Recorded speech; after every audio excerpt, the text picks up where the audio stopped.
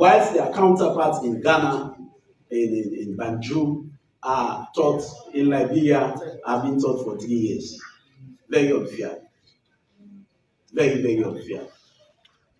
And that does not form part of the challenges in the educational sector. That is why I said, when the debate begins at the president's statement. When the president reads his statement, he should be able to identify some of the challenges. They say the first way to solve a problem is to identify the problem. So now all our candidates, Mr. Speaker, I wonder how they will perform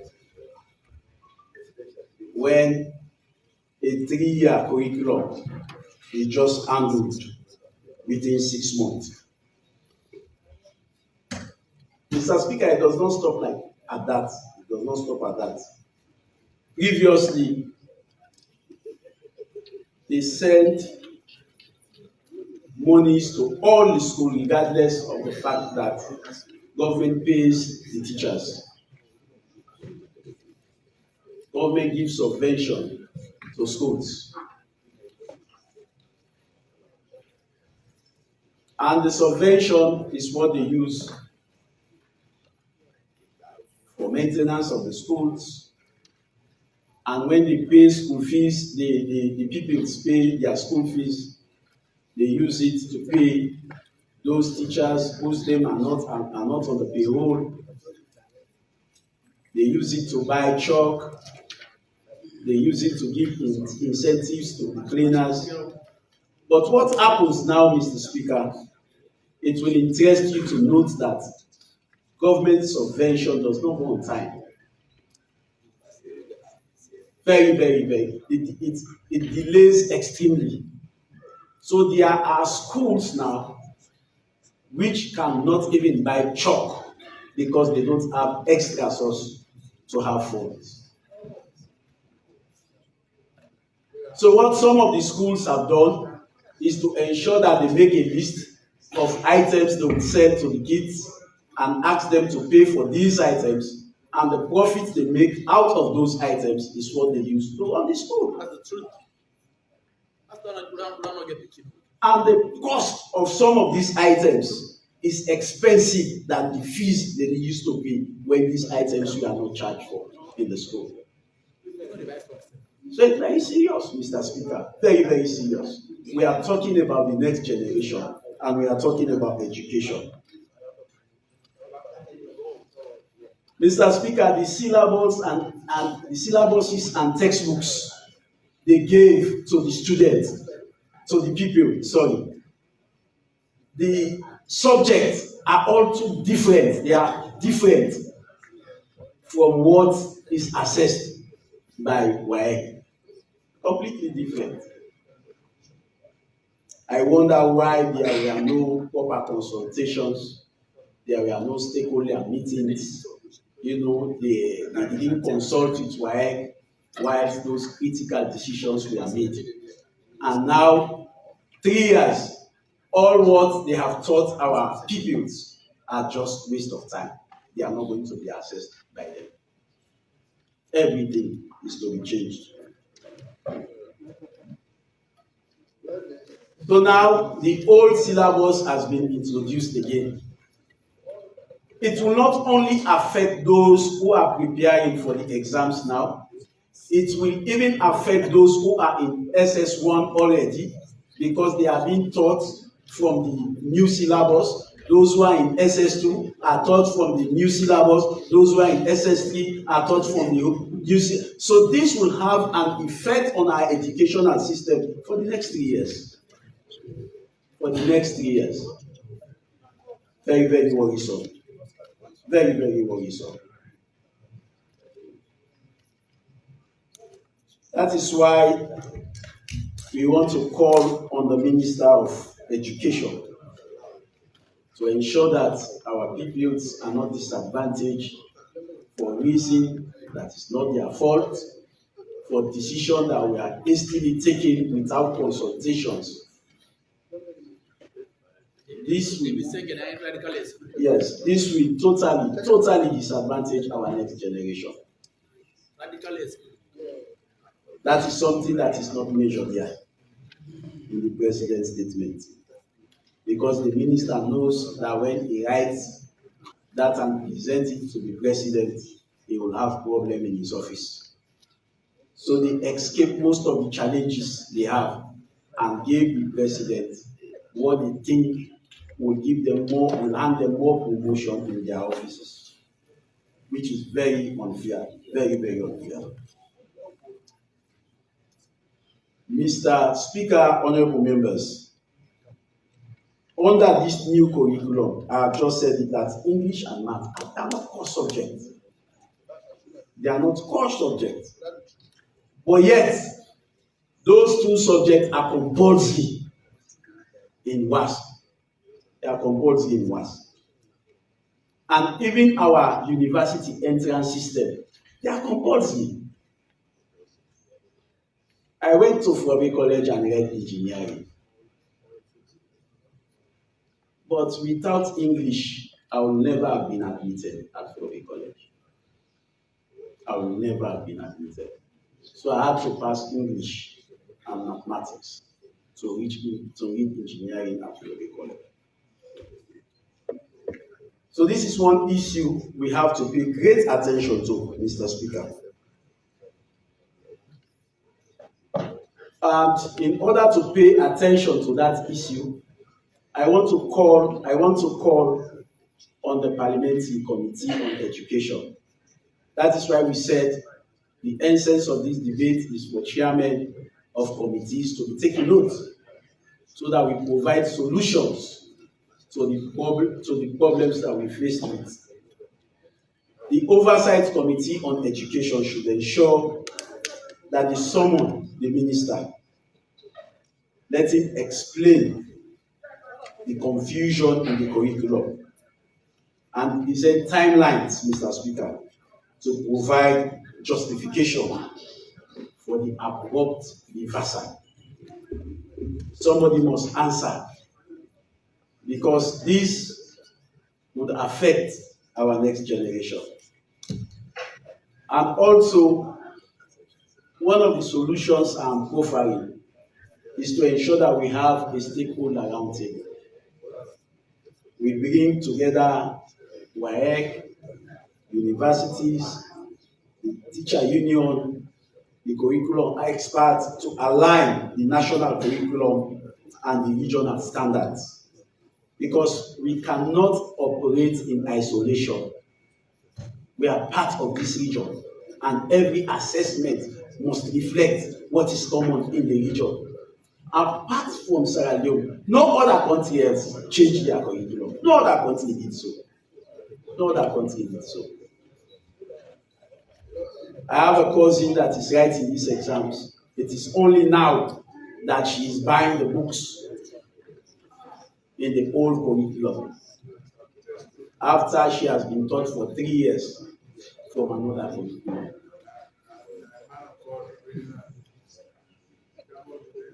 I would not go into teacher support, because Honorable Leone and Honorable AKK appropriately handle that.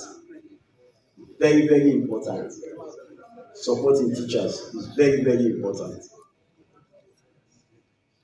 And Mr. Speaker, honorable members, like I've always said, this house was created to speak truth to power. And that is the responsibility we should never relent from. That is the responsibility we should never be afraid of. When the president was making his statement, he said, and let me quote directly from what he said, Mr. Speaker, from his statement under agriculture. The president said, and I quote, rice production grew by 8%. Imports fell by 14%. and rice price has declined by 20%. That is paragraph 20. And he went on to 24, paragraph 24, to say over $8 million has been pledged to agriculture. Mr. Speaker, regardless of the fact that we have grown in the production of rice, according to the President in his statement, regardless of the fact that we have declined importation, I wanted to put it to this House that the recent data published by FAO puts Sierra Leone at 82% food insecure, from 77% in 2023 to 82% in 2024, which is very worrisome. Very worrisome. Among which they say 18% is severely food insecure. That was also confirmed by the World Food Programme, WFP. They have what they call food security monitoring reports.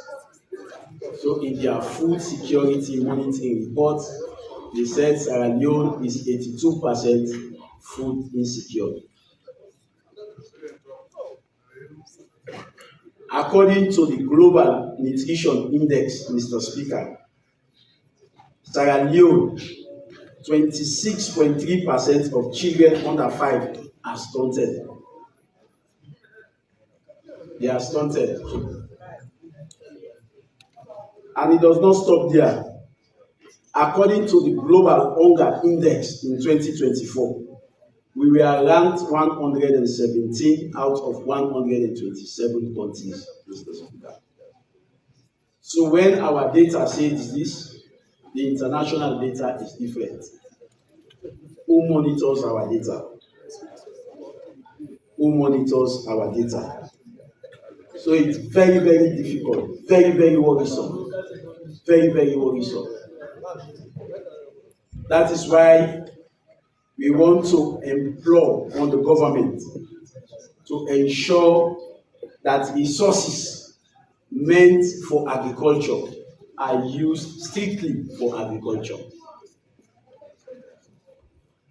Mr. Speaker, all of us were here. I said it in my debate the last time, that when the Chinese government said we want to support your school feeding process, we don't want you to go again to the farm to irrigate, to weed, and to cultivate.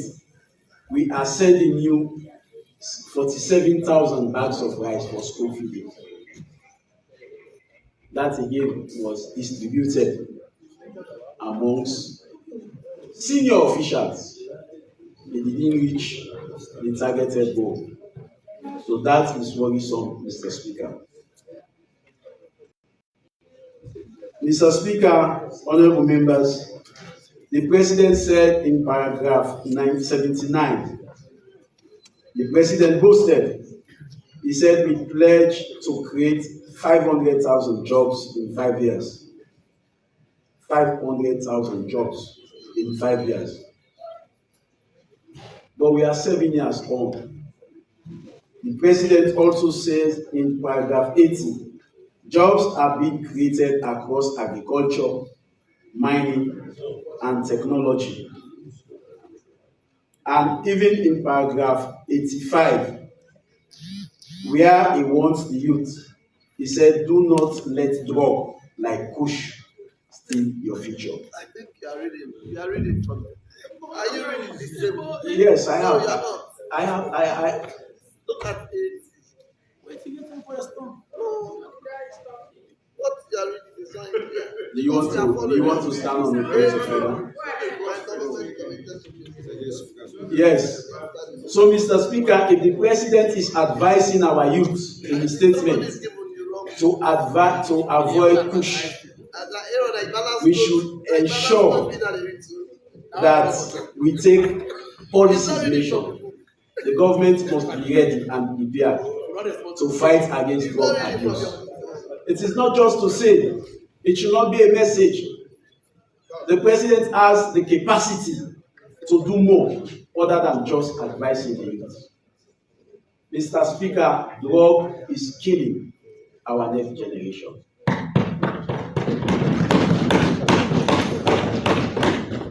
I listened to an excerpt from the Civic Day in Bo. A mother was in tears. She was crying that she has lost her only son to drug. She was begging the minister, she was crying. Drug abuse is very prominent in our nation. We have been accused by so many other nations of drug abuse. So many other nations of drug abuse. And to me, I do not only think that the president should advise the youth only. We should go beyond that. The president should take strong measures against those who are involved in drug trade, Mr. Speaker. Whilst we are at the ECOWAS Parliament, I said it a couple of days ago. The Gambian MP from Gambia said Sierra Leone is importing drugs to the Gambia. So also the MP from Liberia, they said the same. I was mad at them. I said no. They should not measure our country. They should not talk about Sierra Leone in that direction. I said they know where they are getting it from, not Sierra Leone. Not even 3 weeks after that, on the official vehicle belonging to our state, the government of Guinea discovered cocaine. What a national disgrace. I still don't sell cocaine. It's not. You see, it pains me when members of parliament are joking with the repetition of our country. It pains me. It pains me. In fact, I was with Mama of the house when we went to Abuja. And I was informed when we went to the security check. She knows about it. You know about it. My passports were held. Both passports were held, and they said I should go for questioning. You were there?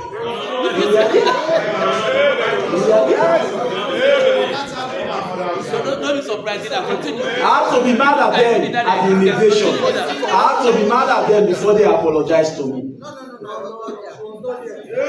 I have to be mad at them before they apologize to me. She knows about the incident. She knows about it. I have to be mad at them. Yes, I have to be mad at them. And we are saying this because we should protect the integrity of our country. We should protect the integrity of our country. We are all aware of the fact, Mr. Speaker, that a drug lord was identified in Sierra Leone, was seen in church, a drug lord, and the Dutch government asked for extradition for the drug lord, and up till now, Sierra Leone they have requested, they sent every document, extradition request. I can quote the Minister of Information and the AG. They said clearly that they have requested for them, for the drug lord, but till now, Sierra Leone has not handed over that drug lord, which shows very negative impression that our country is not prepared to fight against drug abuse.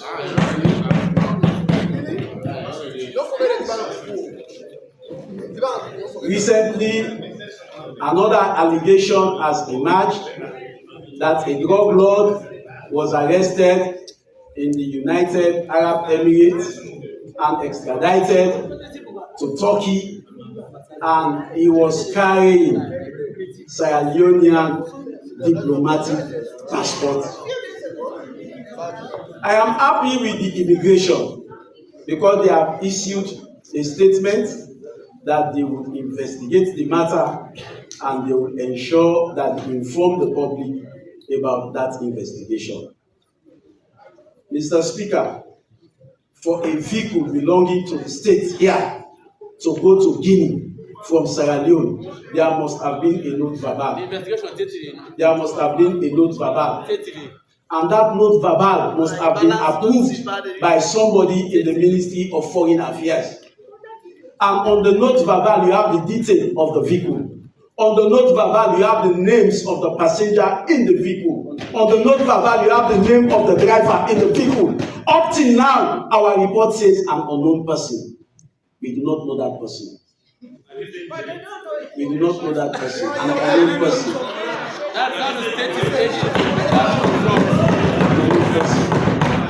Ministry of Foreign Affairs will never put the name of somebody in a note verbal when they don't know the name of that person. We want to know that name. We want to. This is a big disgrace that you are playing with. We want to know that name.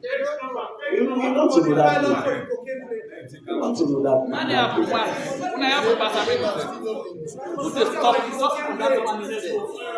Mr. Speaker, we all know how diplomatic passports are issued.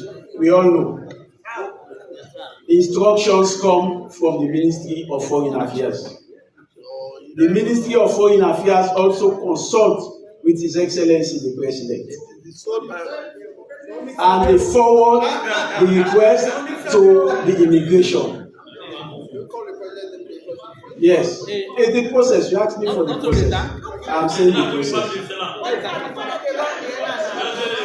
Mr. Speaker, honorable members, if our passports have been discovered with 2 drug lords, we should be worried that they are in the hands of several other drug lords that have not yet been caught.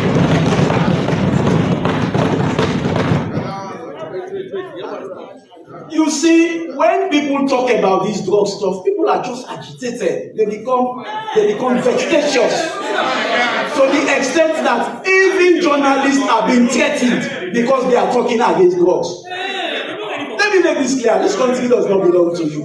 It belongs to the people of Sierra Leone. And we, the opposition, owe the moral obligation to claim this obligation.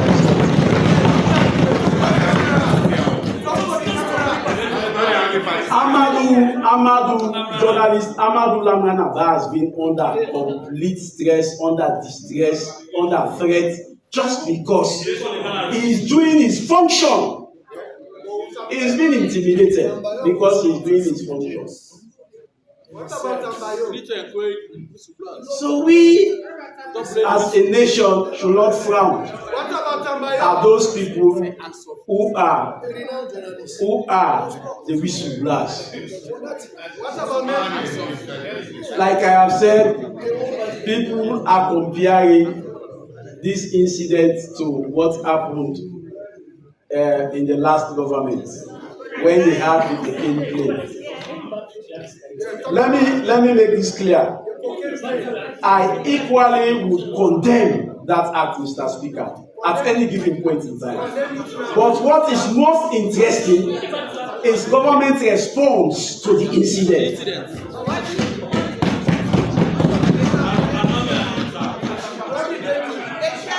That cocaine plane landed so many people, including a sitting minister of government to ACC.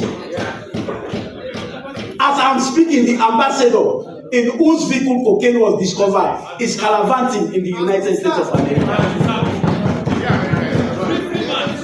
The responses are not the same.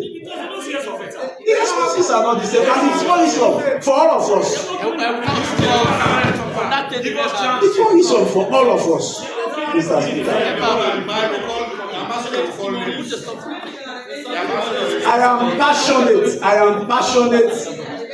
passionate and very deliberate when talking about substance abuse. I am passionate and very deliberate. I have said it in this house. My elder sister's only son I brought to Freetown to attend Mitimagai College. Yes, I have said it because it is not your sister's son. You will not know the pain I am going through. You will not know. You treat it careless because it's not your relative. That is how careless we treat it. Yes. This is serious. That woman was crying. Leader of the opposition. Members of the opposition, when your leader is speaking, it is not for you to talk at the background. I will deal with the undertone, but don't cause noise behind your leader. I will deal with that undertone. So you should not be the one causing noise while your leader is talking. Honorable members, when leaders are debating, let them be quiet. No undertones. I told you before. And you will not want your leader to be debating while people are causing noise. Please allow it. Proceed. Thank you, Mr. Speaker. All those who have spoken against drug and substance abuse have faced similar problems and challenges. That is why, again, I am reiterating unhesitatingly in this platform that those who are issuing threatening remarks against Lama and Abba journalists should hands off the journalist is doing the job. If it goes against any code of conduct we have in IMC, report him at the IMC. But for you to be doing videos and audios threatening to beat him up, it's not done. We are all fighting for the reputation of Sierra Leone. Today is SLPP in governance. Tomorrow it will be APC in governance. So we should ensure that we treat this with utmost seriousness. Mr. Speaker, in paragraph 165, the President said, election denialism and conspiracy theory. And he said, farming opposition concerned as anti-democratic. According to His Excellency the President, is that the opposition is still in denial of the previous elections result. And to me, that statement was not a complete statement, Mr. Speaker. The writers of the President's speech should have gone further to state that even international observers were in denial of the result based on lack of transparency.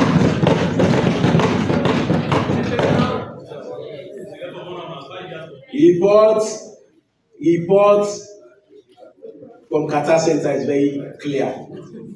In fact, they refer to statistical inconsistency.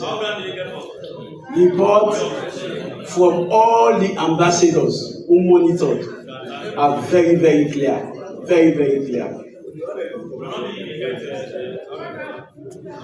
Mr. Speaker, we are struggling now with a committee called the Tripartite Committee because there is a big dispute in the elections. I am a stakeholder in my party. I was in charge of the Tale Center in the Northwest, which covered 3 districts: Moloko district, Karina district, and Cambia district. And I was there with the RRF, and ideally we were to compare the RRF we have with that brought by ECSL. It will interest you to note that right in the hall, whilst we have not counted a single vote from Gambia, whilst we have not counted a single vote from Gambia, they were just coming with the boxes. We had a report from ECSL announcing 60% of the results in polling stations, 60% of the results in polling stations. And that 60% contained 318 polling stations from Gambia, when we have not counted a single box from Gambia. So there will always be election denial when the process is not transparent, when the process is opaque.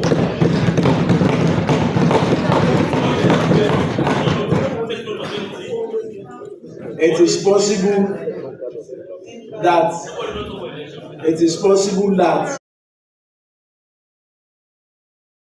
process, with the lack of transparent process. That's all about election now. No.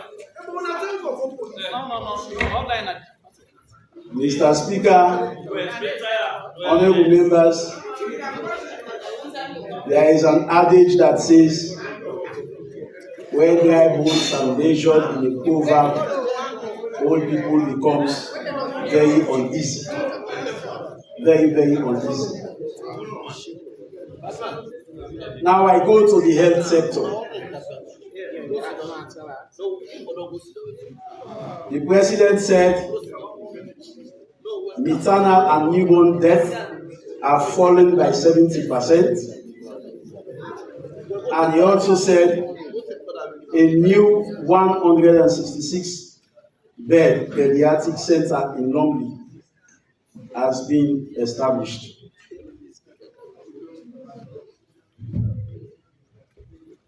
What the president did not measure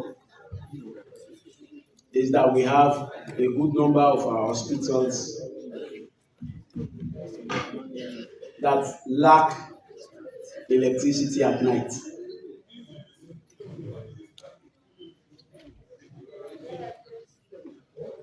I carefully listened to the minister, and I wanted the session between us and the minister to have been interactive. And to me, I was not too pleased that they were just brought to address Parliament and go back. They should have listened to MPs before addressing the problems we raised. So, Mr. Speaker, if the ministers are busy, they should send in their representatives subsequently so that they take note of points we are raising during the course of the debate. This debate is not to infuriate SNDP. This debate is to make Sierra Leone better. It's to make Sierra Leone better. Do you think because I talk about drugs is to bring down SNDP? This country does not belong to SNDP, for Christ's sake. I am a Sierra Leonean. I should defend Sierra Leone wherever I go. When I find myself out of this country, I should not be saying bad things about my country. And equally, those who pretending on the affairs of the country should comport themselves. They should not do anything that should bring disgrace to our country as well. They should not do it. And when people talk about it, you feel agitated, you feel aggravated, as if we are strangers in this land where we are born. It's not correct. It's not correct. Mr. Speaker, recently I made a talk because I believe in governance. We should not always oppose. We should try to prefer solution. We should try to do our own addendum because we want to see Sierra Leone progress.